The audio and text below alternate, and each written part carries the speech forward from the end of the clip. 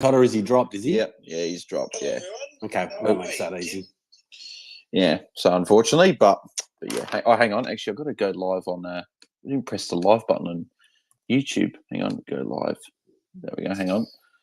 Big screen. Matty Flynn's out. Yeah, I saw that. Apologies to everyone that was listening on YouTube as well. Didn't actually press record, but now recording, so it's all good. We're all set. But yeah, so there's a few Flynn being out Jordan Boyd's in as well. So obviously Chincotta's out. Obviously Briggs is in. So for me, that I'm now pretty comfortable putting Wright Marshall as my captain, which we'll speak about captains when we get to that. But well, the good thing, Rucks will go better or worse against Briggs as compared to better, I think, because they'll get more hit outs. But GWS are already giving up so many points to Ruckman as it is. I think that now Marshall's going to go big, I reckon. So, but then again, feel free to go someone else, Captain Tim. That's completely fine. Because if anyone doesn't know, this is a huge week for the AFL fantasy fanatics in the Content Creators Cup, where Bales it's a big week for you, Bales. It's just a training one for us, mate. Oh yeah, whatever, mate. So it'll be a good one. I'm actually going to put up a poll. I'm actually going to say, so a big week for fantasy, I'm going to put a poll up and see who the people think is going to take out.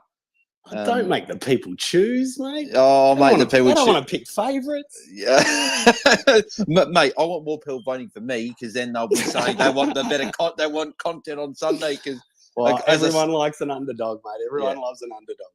As I said to you, someone messaged me saying, I just hope you beat Tim, so it's for better content. And I was just like, mate, I just want to beat Tim because I want to win. I want to get out of the bottom sort of 5 or 6 and I want to start rising up. But yeah, so you won't make the pot on Sunday, mate. Yeah.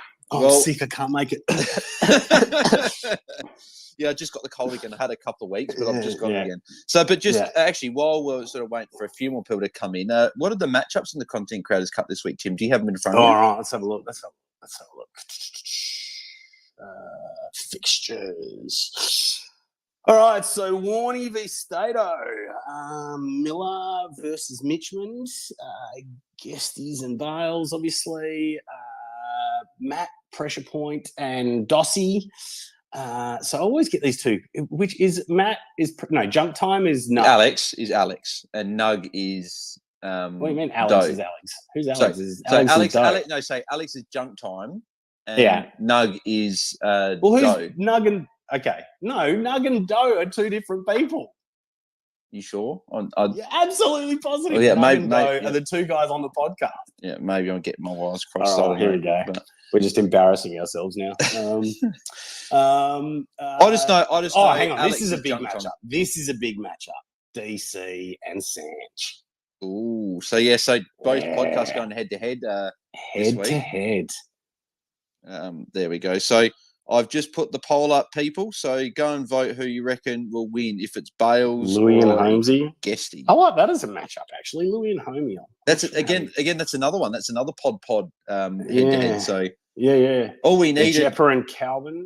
Yeah. All we needed was Luke and Mitch to go head to head. I think they did that. Yeah, 3 big matchups. But, actually, do you know what we haven't talked about? And I don't want to spend too much time on this, but mate, it was actually really good hearing on the Hat Chat Live that guy that was talking about how he was really enjoying the Content Creators Cup. Was it Scuba or Scooter? Yeah, whatever. Yeah, I wasn't sure the guy's name, but I was glad to hear that. I hope other people are enjoying it as well. So, what do we got? I mean, it's me on top. So this is because we haven't talked season like the Classic League. We've been talking overall, so I just kind of wanted to have a look at that. So, Stato second, Destroy third. Mitch is fourth. Come on, buddy. Then Junk Time. Doug or no, whoever the hell that is. We'll figure that out. We'll have to figure that out during the week. DC 6, Miller Time 7th, and Nathan 8th. Yeah, cool.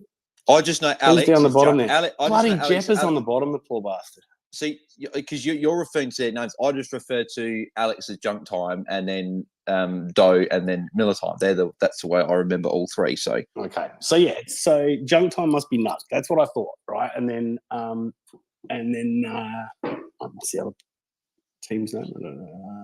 Military. Doe is Doe must be Matt. So I think Doe's and Matt's just done his ACL in the last couple of weeks. I know that for sure as well. Yeah, so much love. Yeah. So Get we've better, got all that kind of shit. Well, we got a guest he's been waiting a couple of minutes to speak, and it's Luke from Ball Boys. Luke, mate. Oh my god. Love you having you on as always, mate. How are you feeling ahead of round 10? Yeah, g'day guys. Thanks for having us on. Hopefully we got no audio issues. I can only jump on for 20 or 30 minutes, but it's always good to get on. So, not sure how I'm feeling. I think that sort of in an all right position given what happened to Mills last week. So try and get him up to sort of a premium keeper, and then probably it's going to look like sort of a Peddler or Chincotta down or something like that at the minute. But here's hoping it goes well. Have you got an idea of who that premium target is, or you want to keep that close to your chest, or? No. I'm happy to share my sort of thoughts at the minute. I'm kind of in the price range of your Lairds, Brayshaws, Josh Kelly's, sort of in around there. So there's a couple of things that are making me pull my hair out at the minute. Lairdy, to me, just seems like a real obvious one, but the unfortunate thing about sort of him over the past few weeks is just all the speculation with, whether he's right to go. And then interesting, Kelly's got a really great run coming up, but heavy on that round 15 by, I think it is from memory that he's got. Brayshaw has just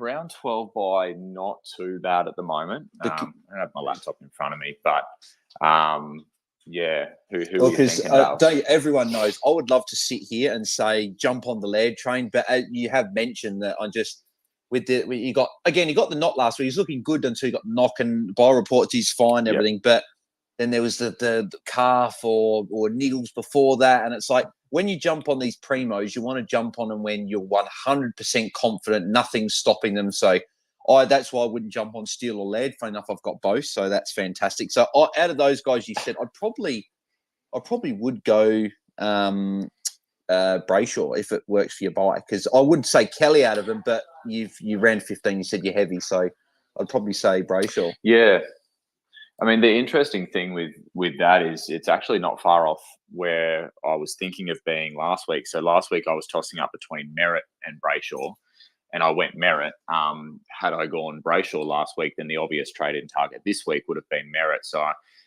I'm kind of thinking maybe, I end up in the same position if I trade in Brayshaw this week. I just kind of done it in the opposite way to what I probably should have. So, yeah, it could definitely be a play. Yeah. Tim, have you got the guy that you'd pick out of those primos, or? What were the primos again, mate? Brayshaw, Josh Kelly, and Rory Laird were the three, I think, that you said. Because I would have said Merritt, Luke, but you jumped on the Merritt train last week, so I'd be pretty happy with that. Yeah, for one of his lowest scores, unfortunately. But yeah, this week hopefully we'll be good. Look, I haven't done much looking into those guys this week, only because they're kind of not in my kind of wheelhouse this week. But what about Brayshaw? I'd be probably leaning towards Brayshaw. Yeah, that's what I said. I said Brayshaw, I think, out of the three. Yeah, it's probably where I'll end up going. It just it feels a little bit dirty just because it's the Geelong matchup this week. And I know, guys, I think Stato's listening along. He often talks about that sugar hit and trading in a guy for that good matchup. But Brayshaw's one of those guys. There's every chance he still could go. I think it is. It is at Optus, and look, Taranto went 129 against Geelong last week. So yeah, there might be there might be merit to the play. So we'll see. Yeah. We'll see how it goes. And we like the sugar hit, right? But even still, I think that is the best trade in you can make for your season. Oh yeah, in terms of long term, that's the thing. It's interesting thinking about Laird, isn't it? If you had said at the start of the year that Laird had dropped below sort of 940K, everyone would be like, well, that's the obvious trade-in target. But there's just so much speculation around him that it makes it hard. Yeah, obviously there's a lot of injury stuff around him, but I still see the way that Adelaide are playing this year, and it's not what he was last year, and I just don't know that he's going to be much different to where he is now. Whereas Brayshaw, I mean, we know Brayshaw's been hampered by that injury, and that's why Sarong, I think, was getting a bit more of the pill. But now that it seems that, order's kind of restored in there, I mean, I don't see any reason why he's not going to start going like he did last year. I agree. Yeah, no, it's a good point. I still have a bit more hope than you, Tim, about that led's still going to go 115 from here. I don't see the game plan being a huge issue. It's just he was on track for a 130 last week. It's not huge, but it's he was on track for a 130. A bit here, a bit there. His tackle numbers have been up the last month, which is what we're waiting for. So it's just a matter of him putting the 4 quarters together, and he'll be good to go. So I still like him, but I'd probably prefer to wait. Plus, I just think there's less flags over Brayshaw. Bulldogs in Ballarat for me is probably just as hard a matchup for Freo against Geelong in Optus. So yeah, I'll probably Brayshaw there. But yeah, Tim, what are you looking at doing with your moves this week, mate? Yeah, so look, Chincotta out. Well, look, I was hoping that we were going to get a fay or something like that, a 200k, because if we had a 200k, that would enable me to get Setterfield to Whitfield with no dollars left over. So I thought, and it would have also allowed me to go Bodie Uland off. So I would have fixed a red dot and then gone from Setterfield to Whitfield with the Saints matchup this week. So I would have really been happy with that, but that hasn't come about. But the fact that Chincotta's out makes it easier to decide, which of Wilmot and Chincotta do I trade. Now I've just got to figure out, who do I bring in? Is it going to be Sharp or Wardlaw? So that's actually what I wouldn't mind throwing to you guys now. All week, people have said this to me. I think for me, it's pretty clear cut. I think it's Wardlaw for me. When I bring in rookies, I always look for the rookies with the better job security over the ones that are going to make the most cash in a week. Because if Sharp gets dropped within the next fortnight, or even if he goes to the bye and gets dropped, he makes 100k, which is great. But then you're not going to get any more cash out there. Whereas I think Wardlaw plays every game, barring injury, for the rest of the year. I think he'll score better. He's got that. Ratton's already said he's going to play in the midfield, and yeah, he won't make as much cash this week, but longer term. Did Rat say that? I didn't hear that. Rats came out and said that Wardlaw will play through the midfield. Not saying full-time mid, but he'll play through the midfield, which is obviously a good sign. But for me, it's Wardlaw, because I just think pick number 4, North Melbourne are struggling. They've got a heap of guys out. He's going to play in that team, and even when those guys come back, he would have played round 1 if it wasn't for his sort of injury pre-season. So for me, it's Wardlaw, and it's not close. But I know a lot of people are going the other way because they want that cash. But Luke, are you Wardlaw? Are you Sharp? Where are you going? Yeah. Look, I am Wardlaw as well. I do see the argument for going Sharp. The thing is, it's got to do with the break evens. I think for a lot of people are saying, well, if I'm forced to go to both of these guys over the next 2 weeks, then what order do I go to them in? And let's say they both knock out 70s this week. My understanding is that Sharp will increase in value a little bit more than Wardlaw will with that low break even. But I kind of echo those points that you said, Bales. So let's think it out, right? So Bales, you said if he plays 2 weeks, right? So let's have a look. Well, just while you're getting that up, I just want to say the quote from Brett Ratton on George Wardlaw. He said he does come into the mid-mix. He's competitive and driven. His ability to win the ball, his ability to chase, tackle, pressure has been showcased at the VFL level. This will be the first of many games. So, yeah, it's positive, isn't it? What do we think of Sharp's going to score this week? And look, but Sharp also got some comments this week from Fagan that I can't remember what he said, but they were positive comments. Yeah, right? cool, yeah. Look, that's right, about getting consistency. All he needs is some consistency. I mean, even if he gets 2 weeks, right, he's going to make 100. So he said about he wants to get a couple of games together. So he's played 2. That could just mean this week. And if he has a real shocker, what's to say that he's not dropped next week? That's for me the concern. And don't get wrong. If you want to go Sharp this week, it's a 50-50. If you want to go Sharp this week and Wardlaw next week, as Luke said, with the lower break even, I'm happy and tick it off that you want to do it. But if you're looking for one rookie that you're not sure it's going to happen next week, because who knows, we get 2 forced trades next week. Wardlaw pops a 90, and then you can't get him. So for me, it's Yeah. So who do we think we've got next week? Who are the rookies coming through Well, next week? Fleeton's held again, and if he goes and pops a good score this week, that's 2 games in a row, no coming. If he stays in for a third game, you could almost jump on him. The good thing about Fleeton too, sorry to Yep. interrupt Bales as well, is that he didn't exactly have a great game in his first. So I think he's actually only gone up 5K. So he's kind of priced at what he was last week almost, which is not too bad. The interesting thing between Sharp and Wardlaw there as well is like you have to ask yourself the question, are you making this trade for cash generation or are you making this trade for, some buy structure stuff as well, or a little bit of both? Because obviously Wardlaw's potential better job security lends itself to buy structure. There's maybe a bit of a narrative out there that Sharp has less job security, but it's all the narratives at the moment, isn't it? It's like, what do you buy into? What do you believe? And if you're people listening there, if your gut is saying to go Sharp, follow your gut. I know Selby talks about that all the time. Go your gut, and whatever you want to do, make sure you do that decision. Obviously, I'm just providing my opinion that I would go Wardlaw, and then other people say Sharp, and that's what's great about the community, that people have different opinions, and it's just at the end of the day, you've got to make the choice to do it. So, well, I think the way I'm kind of, because I've made my mind up, but the way I'm kind of hearing it is, Sharp is a bit more of an aggressive move, whereas Wardlaw's a bit more of a bit of a safer, more long-term move. And look, I don't have any answers, right? I'm just kind of talking shit out. But the other thing that I did want to kind of bring up and kind of discuss, because I think it's really relevant in a week like this. So this is a week where there's chaos. Like, we've got, I know that, it looks like Steele's playing, but we still really don't know. And we still really don't know what Steele will play, because there was a quote from St Kilda's update. Sure. It says, Steele has been declared fit to play following a medial strain from last week's matchup against Adelaide. Steele completed a fitness test this morning to ensure his availability against his former side. And not only that, he was named on the bench last night, and he's now named as the first non-bowler, so he'll play.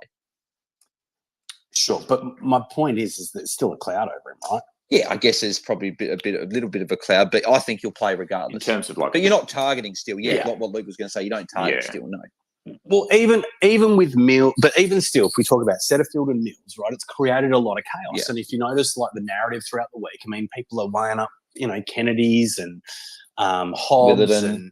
And there's a lot of Witherden's.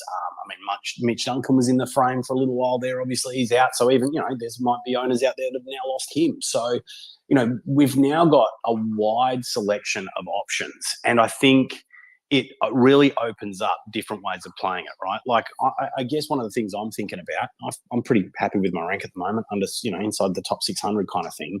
I'm thinking with all the chaos, for me, it might be better to just play a fairly straight bat this week. Because, try and do something that's really simple. Don't try and do anything special, or, whereas on the flip side, if there's someone who's kind of ranked a little bit further out, like this really could be a superb opportunity to take, a risk and climb. It's definitely something interesting, Guesty, that I don't think probably gets discussed enough. Is we all, have this advice about, you think you should do this or should do this, but your rank probably determines a little bit of what you can do as well. Like, I know Stato last week made a bold move, trading Marshall, and the intention is to get a leg up through the buys and stuff, and that he's pretty highly ranked, and I think that's a nice bold move from him. But people lower down might be making different moves, so I think it's a good point you make. Yeah. The moves that I'm looking at doing this week, so obviously with Jaxia, that was potential that I had to trade him, but the thing that's good is that he should play. So I'm looking at doing a Lockie Cowan up to Bailey Humphrey, getting a better rookie for the buys, round 13 buy, really liking them. Then I'm going a Hollins over to Ben Hobbs. So the more and more I've heard about Hobbs, the more and more I like the plays. 524K, averaging 130 in the VFL. Setterfield and Parrish both out. I don't see how he doesn't play midfield this week. So for me, I think priced at, I don't know, Tim, if you've got the what Hobbs is priced at in front of you, but was he 534? Yeah, 524. I believe that's priced at like 50, 55, somewhere around there. Is that? Yeah. Let me just let me get my calculator out. I believe it's about 55, somewhere around there. guessing roughly. Yeah, about 59. Yeah, high 50s. High 50s, and I think he can go 75 plus in that role. So I think that he's a good place. So that's what I'm looking at doing. And for any of those people as well that were worried about Chincotta potentially being the sub, he's been confirmed that he won't be, and it will be George Short who'll be the sub. Carlton have come out and confirmed that, which I guess we'd love all clubs to come out and do that, name their sub when the teams get dropped, so then we can sort of make moves. I know it's just from a fantasy point of view, but it's good that Carlton named Hewitt as a sub, so people that have Chincotta can use him as a loop in your defenders or midfielders. So, but can I run one more thing by? Because we were discussing the rookies, but the flip side is, well, I was weighing up a Whitfield or a Bailey Smith. You guys on the Bailey Smith train there? On Whitfield for me. The Whitfield for the more I think about it, the more I'm like, if Petrarca and Walsh get forward status, I don't think Bailey Smith will be a top 6 defender unless he keeps this role.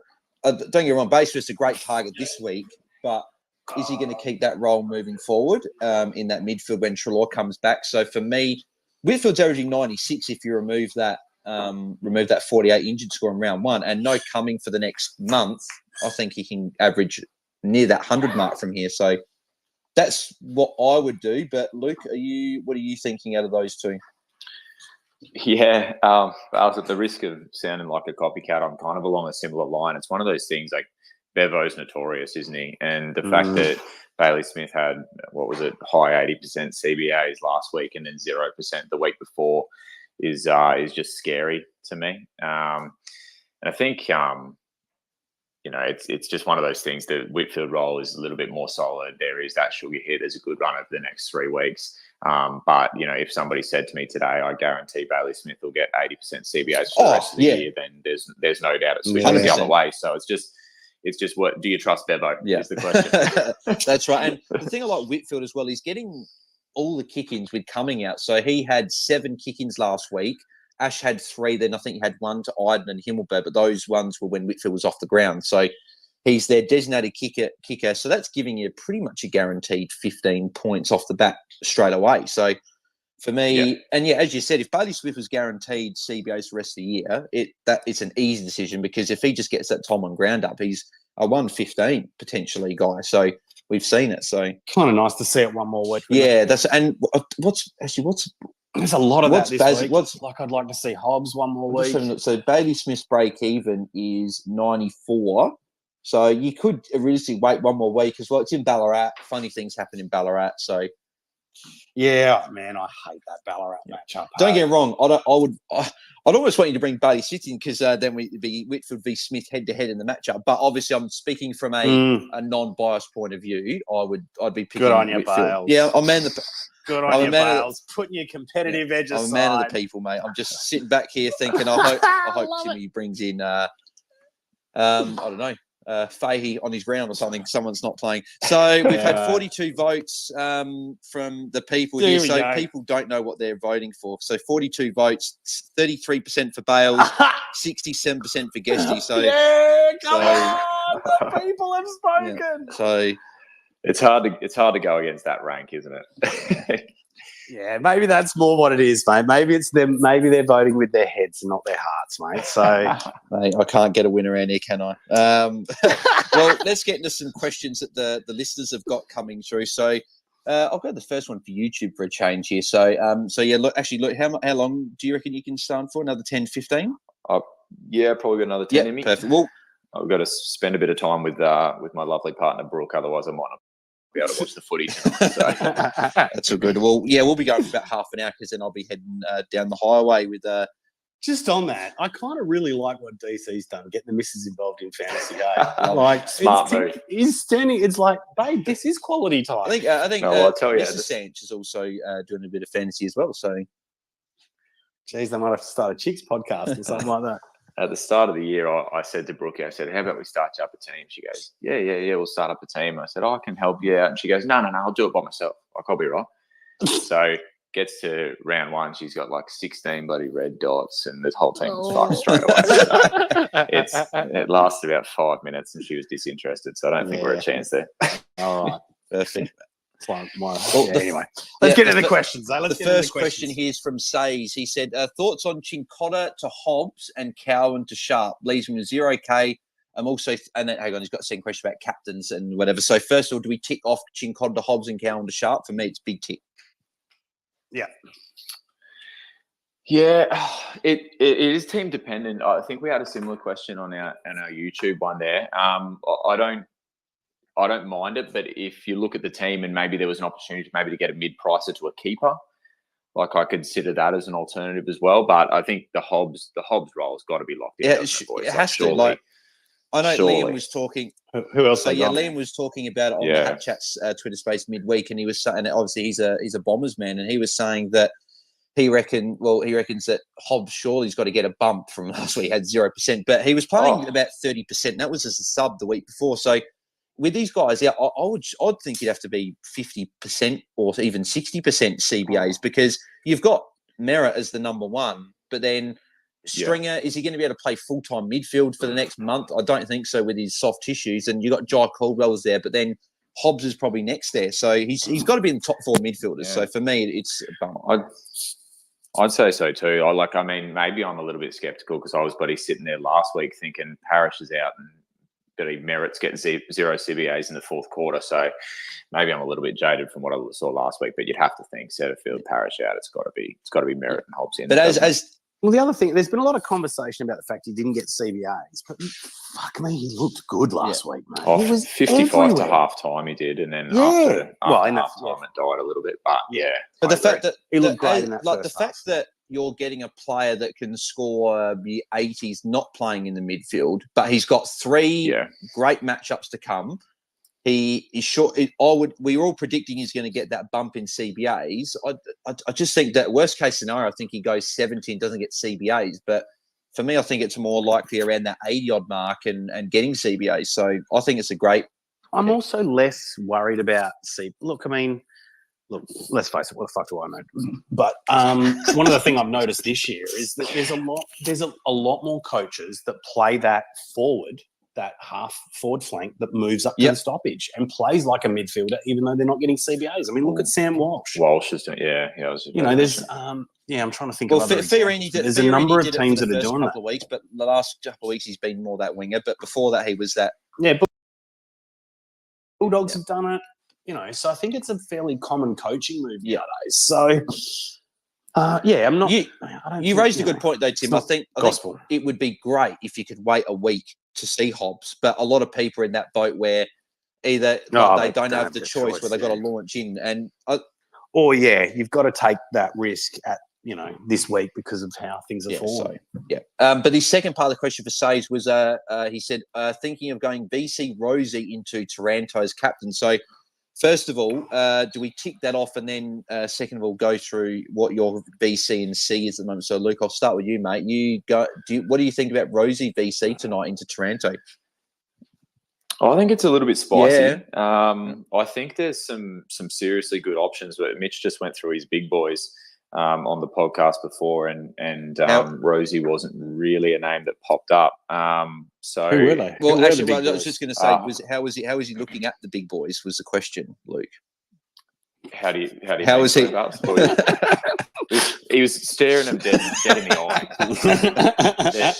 dead in the one eye, without blinking. Any sense. No, he was, but no, he was. He does his research and whatnot, and he was suggesting to me that there are plenty of high-scoring options this week. So I don't know if people may be falling in love there with the Friday night VC game, but I think there's better options to go to. That's just my kind of opinion.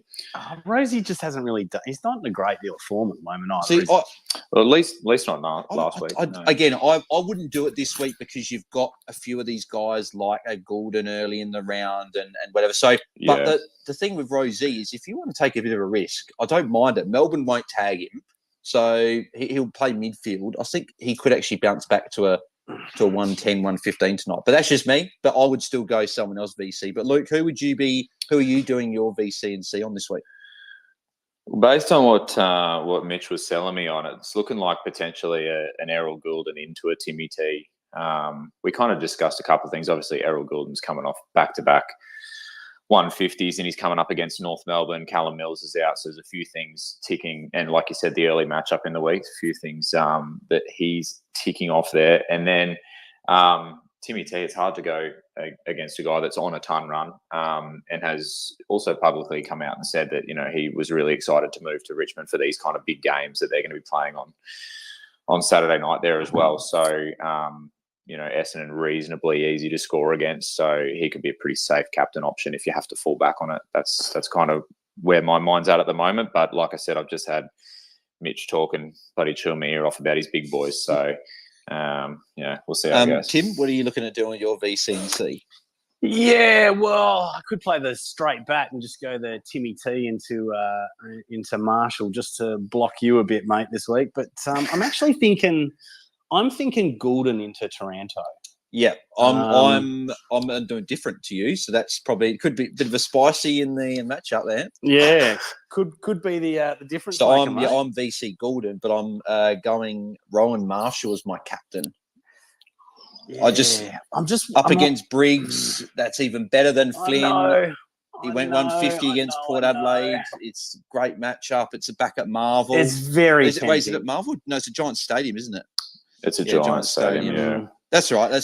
Is there any chance of another sub for him? Do you reckon, Bales, if they get on top? I don't think so, because I don't think that there is, because one, I think the game will be close. I think it'll be a close game between Giants and Saints, but also I just don't see them resting a guy like that 2 weeks in a row for a quarter. Like if he's playing 3 quarters every week just because they're winning so much, I think that they'll rest someone else if they're in that position. But I do think it'll be close. So I'm not too worried about that. But it is a bit of a little flag to raise there. It's something that I'd absolutely love to throw a VC on. Yeah, you know what I mean? That exactly. Kind of love to put a VC on it early in the week. It's just a bit of a bugger that it's the one that. And then I just think when there's a Goulden, well, I don't know who's got Goulden, right? But have you got Goulden? Yeah, but there's a Goulden like it's almost it's Rowan. I would throw a VC out, not a C. So with Goulden, you can throw the VC out, which I'm happy to do. You could go another 150, 160, and then just roll into Timmy T for a nice safe captain option. Yeah. He should go well against the Essendon. Yeah, don't get wrong. He's in my sort of top 3 in terms of my own team, and if Marshall was up against a Prusy or something and be afraid of I think you should do Marshall. I reckon you should definitely go Marshall. Definitely, mate. Yeah, mate. And then he'll go 150 and I'll hopefully get the win. We had a couple more votes on the thing, and it's closing. It's 38% to 62%. It's closing. So a few people are actually seeing a bit of sense. Come on. That's right. Now, I appreciate everyone getting involved. We'll rapid fire through some questions. We've got a fair few here, and we're probably going for about another 20 or so minutes. Yeah, so we'll go. Yeah. George Kendall has got, out of these 3, who'd you bring in? Whitfield, Baslenka, or Short? So I think we said that. Do we pretty much say we'd go Whitfield over Baz Smith for the run? Is that what we said before? Yeah, look, I'm leaning that way because of the cash, and I'd just like to see Baz one more week. And yeah, Luke, you probably said the same as well, just with the Bevo factor. Yeah, that was my feel too. The thing with Shorty as well at Tigerland is he scored a right in the last little bit, but I think, am I right in saying that his midfield role is back? Yeah, in terms of CBA, which I think we kind of all agree we actually don't want to see with Shorty. We'd prefer to see him waxing across half back. So. Have we seen stats on his DPP? No, he's pretty much guaranteed to get it. Like, barring playing 100% midfield for the next 2 weeks, he's going to get it. But the other thing, we don't take into account a lot of where people are named on the ground just because coaches do funny things. But the fact that Jaden Short's been named as the first midfielder, so the ruck rover in their team, and they've got everyone in their right position, that's a bit of a worry that. With Hopper out, Luke, obviously been rich man yourself. I think that Short could play midfield in Hopper's absence. Yeah, I think I'd be steering clear. I mean, it was, in my mind anyway, it might have been like a little bit of a play if he was getting DPP and he was 100% playing across half back, and maybe you had one more spot to fill in your back line that you were like saving space for or something. It could have been a play there. But we just saw last year when he was exclusively a midfielder that it didn't equate to scoring. And now, like you said, with Hopper out, there's probably more likelihood of that happening. So, George, we would go, I think, Whitfield there. But Baslenka, great pick as well if you're confident that midfield role can sustain. It will sustain for the next few weeks before the bye, but after that, obviously, that's what you could think about there as well. We'll go to Twitter for a few here as well, just going back and forth. Appreciate people that are listening on Twitter Space and on YouTube as well. So John has got here, torn between whether to move Setterfield and Chandler to. So does he go to two mid-prices like a Hobbs / Dylan Williams? I think I'd probably be going Hobbs out of the two. Hobbs and Williams in a combo. Oh, no, okay. Hobbs or Williams, and then Ash or Kennedy. So first of all, who'd we pick? Would we go Hobbs or Dylan Williams? I think we'd probably all say Hobbs here. Yep. And then Ash or Kennedy. Who'd be going out of Lockie Ash and Matt Kennedy? I think I'm Ash. I just think more certainty with roll, but I know Roy would probably lean towards Kennedy. Yeah, Kennedy's been the sub a couple of times as well, hasn't he? So I like maybe thinking Ash. Could he go?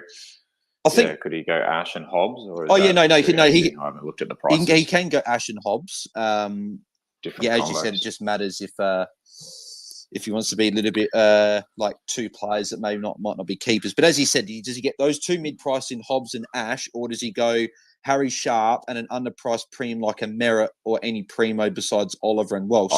Does he? No, I'd be going that way. Does he say you go the rookie and the underpriced premium? Yeah, definitely for me. Anyway, for me, I think if Sharp's on your bench, it's easy. But if it's on your ground, I almost like Hobbs and Ash better. So speaking about this, right? So would you play Wardlaw on your field? Like, because some people are probably, I mean, we had a Chincotta on field last week, right? So Chincotta's out. So some people might be looking at playing like a Pedlar on field or maybe a Wardlaw on field. I'm a bit nervous about Pedlar this week. I love Pedlar as a player, but that, again, we talked about that Ballarat matchup, windy conditions, cold. I'm not sure if I'd play Pedlar on field this week, but sure. I know what you're saying, though. Like, a few people are like playing a field of rookies on the field. So John just said message there. So Sharp's on his bench. 100%. That's an easy decision. Then you go your Merritt and Sharp on the bench. Yep, there we go. Perfect. I'd still in some scenarios where you are playing maybe like your downgrade is to Wardlaw and he is having to come on the field. I'd still be in some situations tempted to go to that keeper premium than to go to the two mid prices. It just kind of like depends. Like if this person who's asking the question also has Fiorini and Atkins and, all of these mid prices that are like a little bit more risky than maybe trading in a rookie and a keeper. Depending on your team structure, I'd be looking to bring in that premium. And like you said, Bale's like one of my particular options this week is get rid of Pedlar, who's on my field, and maybe bring in a Wardlaw who might have to play on my field, but it then gets me another premium I can't talk. Another premium into my team. So, well, see, that's probably the question I've got. Do I trade a Cowan and a Hollands, or do I trade Chincotta and Pedlar to Hobbs and Humphrey? That's the debate I've got. I don't know if you guys have a preferred combo there. Combo again. So it's Hobbs and Humphrey coming in no matter what. It's just, do I trade out Chincotta and Pedlar or Hollands and Cowan? Tough one, thanks. Chincotta and Cowan now. Why? I think I'd keep Hollands, to be honest. That's what I mean. I feel like his role is really good. And I think it's better than Pedlar. And whereas Pedlar's playing that high half forward, and he got an 80 last week, was against Saints, but is that midfield role going to continue? And we said as well, it doesn't matter if you move early on a rookie anyway. Like because that Ballarat game, if he drops a 40 or a 50, his break even's 40, so he's not making any more cash. Whereas at least Hollands, break even of 47, if he pumps out another 65, 70 again, then he can do it. So I might lean that way, but it's tough. So a few people are moving on these rookies now, but we got a good one here. So AFL. Sorry, Bales. Sorry to cut you off, mate. I might have to love yous and leave yous. I saw Dossie waiting in the wings before, so maybe get him jump on, or Warnie's there as well now, so you might want to jump on for a couple of questions. But sorry, guys. Mate, that's all good, mate. Have a good night. Good luck for the round, and we'll chat soon. Thanks, guys. Cheers, jumping on, man. Thanks, mate. Appreciate it. Beautiful. All right. Well, there's a good one here from AFL. Huey says Wardlaw or Sharp, and they're going to be on field. So, what would you be doing? Is it still Wardlaw on the field, or what are your thoughts, Tim? I think so.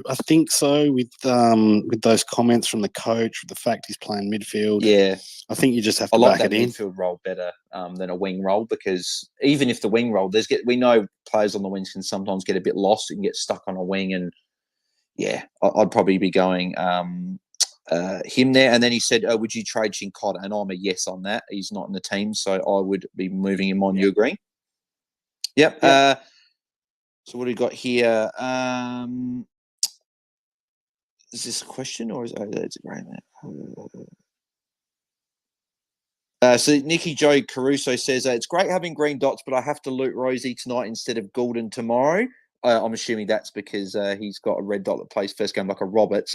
Is it worth trading Wilmot just to VC Goulden or trade Cincotta and keep the green dots and cash gen going? For me, it's. I think you'd agree, Tim, as well. It's got to be. You got to keep that cash gen and green dots going. You don't trade a green dot just to get a VC. I don't think. Would you? Yeah. Nah, I don't think. Yeah, I think you'd try and get that cash gen going in the maybe early in the year if you had an emergency loot that goes at 110 like we saw last year with a Nick Martin and Jack Hayes in round one. You can look at doing a red dot, but with us so close to the buys, I don't like bringing in red dots this close to the buys.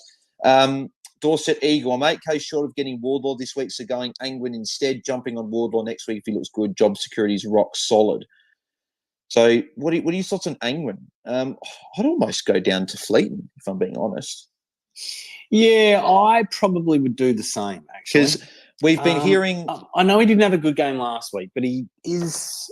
Well, he does look like a scorer. St Kilda matchup, and the fact that Angwin could... Like, they're training Fahey as a winger, so they want to get him in the team. And that could happen next week or the week after. And who's to say Angwin's the guy? Well, because Callahan's got one of those wings locked down anyway. So for me, it's going to be Angwin that's out of the team. So he could be dropped realistically next week. So for me, I'd probably trust it. Do we know what the break-evens are? So Angwin's break-even, he had that 20 a couple of weeks ago. So his break-even will be sitting at 25. So it's still pretty low. And then Fleetman's will probably be about the same. The same. 20. So yeah, I'm Fleeting to save the cash, but it's a very tough call because Yeah, I think I would go that way. I think I'm I'm not entirely convinced either. I guess could you get to like a Campbell Chesser? Yeah, you could. Well, you could get a Chesser that he's going to be in their team for pretty much the rest of the year. He might get rested every now and again. I think he's got much better. If you don't have Chesser, I'd get Chesser over both those. I'd even get a Drury actually over these guys because Drury didn't score well, but Port Adelaide down at Blundstone can be a bit... Maybe they've got him already. Yeah, But would we go? How would you rank it then? Rank Chesser, Drury, and Fleet. Cash. I'd rush it to cash. Oh, look, I mean, I'd go Chesser first, probably Drury second, and then yeah. So go those guys. So whoever you don't have, Dorset Eagle, I'd do that. Ryan Sharp, hey, old Cincotta out hurts. Taking into consideration that I have to play either Wardlaw or Sharpenfield, who should I trade in? So yeah, we both said Wardlaw for that one there. I'll go to YouTube for a couple here as well. Hugh, Cincotta or Philippou to trade this week? I think we both say you'd probably trade Cincotta, yes, because he's out. Trade the red plus dot. Philippou's actually, again, we don't really read too much into where they're named, but Philippou's named in the gut. So let's see if with Max King back, he may get a bit more. Well, you want to hold a player like that. Yeah, that's right. But the fact that Max King's back now as well, that could mean Philippou plays more in the midfield. So just one to watch there. Sam Brunton, who needs to go first, Cincotta or McVee? I think, again, hang on. If I trade Cincotta, then I don't have a single red dot for a loophole. So that would probably come down to if you have a good VC, then you could make that call because Cincotta could come back in a week or two. But I think you said it as well. I think you trade the red dot. But then again, you've got to make that call tonight, actually, because McVee plays. So do you just trade the red dot? Break-even's got 53. Do you trade the red dot or do you trade the... I think it's 50-50. I think you can kind of go either way. I mean, you've got the value of having a red dot so you can use a loophole this week. Saying the fact that he's got no red dots at all in his team, so he must have 29 green dots, including McAndrew. So, actually, to be honest, think about it. Maybe you do go McVee out to have at least a loophole because if you're locked into all these guys, what if a guy on your bench or your VC pops a 150 and you want to take it? Yeah, actually, trade McVee in that scenario, Sam. I'd probably do that. Taj Locke, Cincotta and McVee to Wardlaw and Hobbs. For me, that's tick. Love those trades. Sure.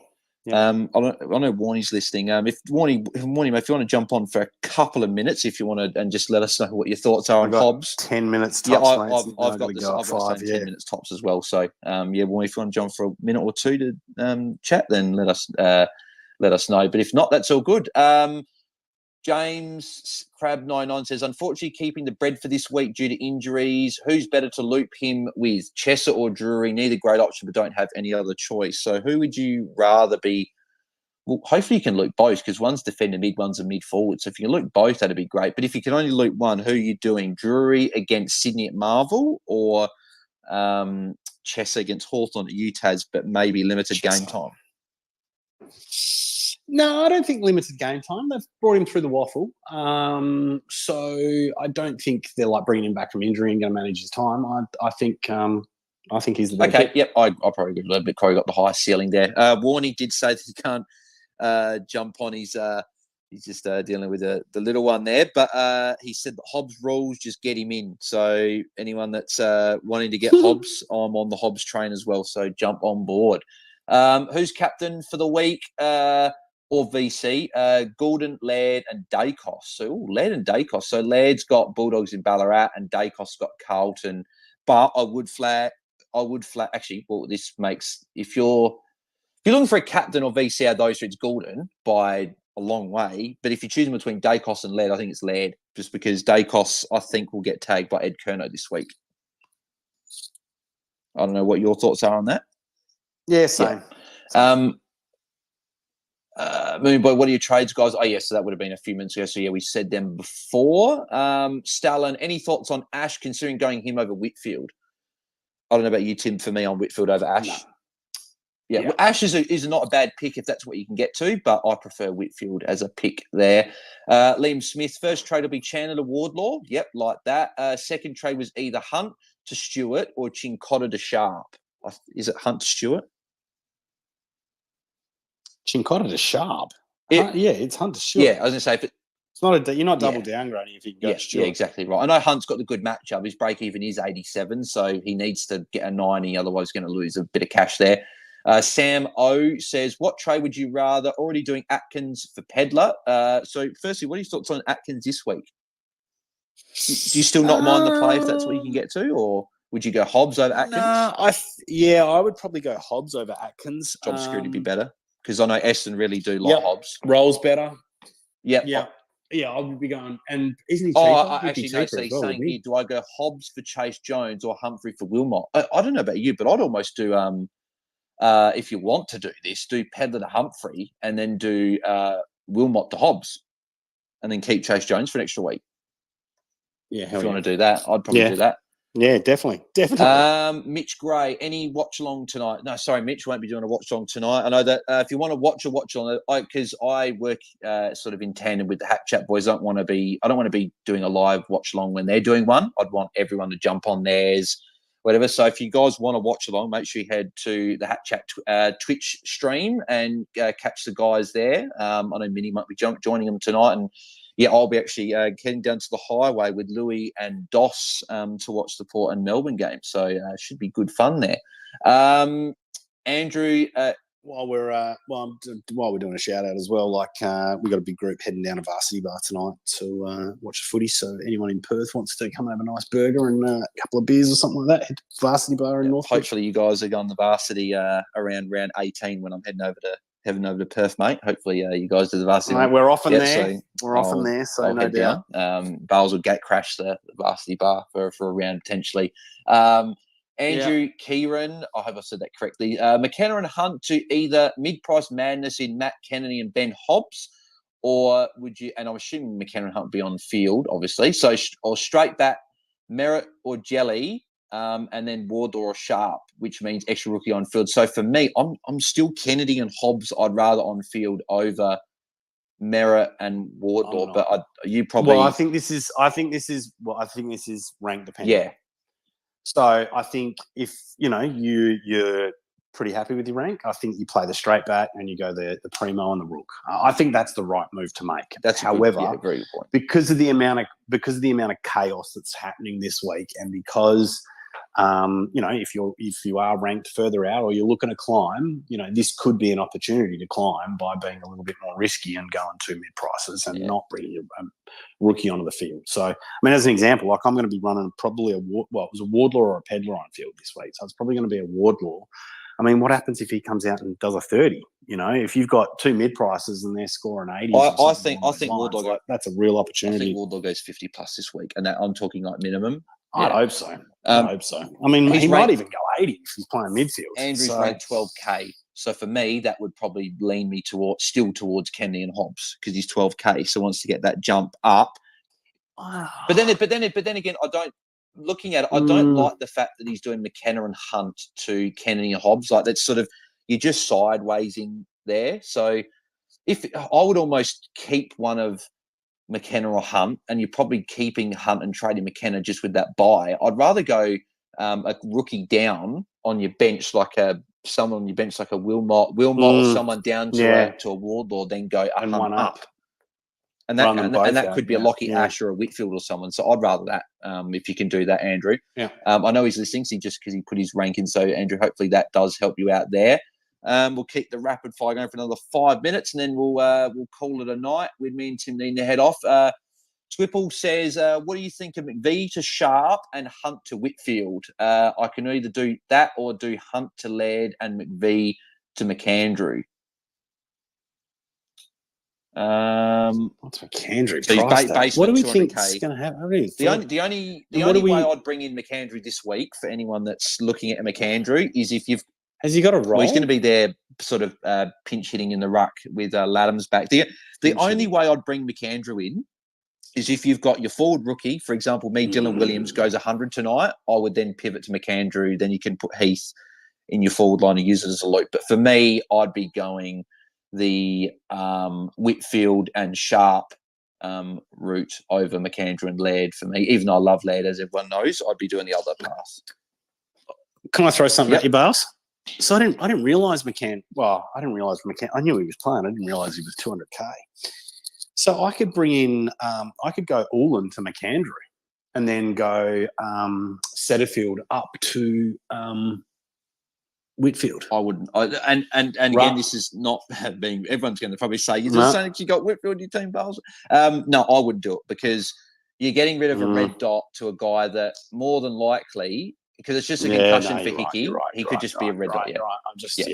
I just like the temptation of getting out. Yeah, it's a good talking point because there might be some people out there that have got a Roberts that want to go, hey, I can go him to McAndrew and whatever. But yeah, I'd watch McAndrew for a week unless your rookie on your bench goes, let's say 90, 95 plus, and you've got a red dot like a Heath. But so he's going to be pinch hitting with Peter Laddams. And it's only concussion for Hickey, so who's to say that Hickey's not going to be back next week? Oh, yes, Hickey's back. Yeah, okay. Yeah. So no, you're right. SC Seb, do I go Hollands to Hobbs with Hunt to Kennedy or Hunt to Whitfield and Chincotta to Fleeton? So Hollands and Hunt.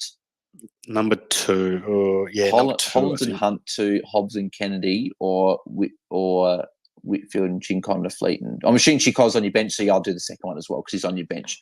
I'm only for the mid prices of Hobbs and Kennedy if you can't do someone on your bench down to get someone up. But I think most people can do even a Cowan down to Wardlaw, then go someone like a Hollands or Pedlar to Hobbs. Most people can do that. So I'd rather that. But yeah, I'd rather the Whitfield combo there. One down, one up. That's what you should be trying to do. Jacob S., any word on Steele? Yep, I was saying that before that St Kilda have said that he's going to play past his fitness test. So barring any unforeseen things, you just base your fact on that he's going to play. Underscores, don't know who to go out of Oliver and Merritt and Sharp and Wardlaw. So Oliver and Merritt, are you the cheaper guy in Merritt or the better scorer in Oliver? What do you reckon? But then again, better score, for the rest of the whole year. I think with Setterfield out, Parrish out, I think Merritt, they're going to have to rely on him very heavily.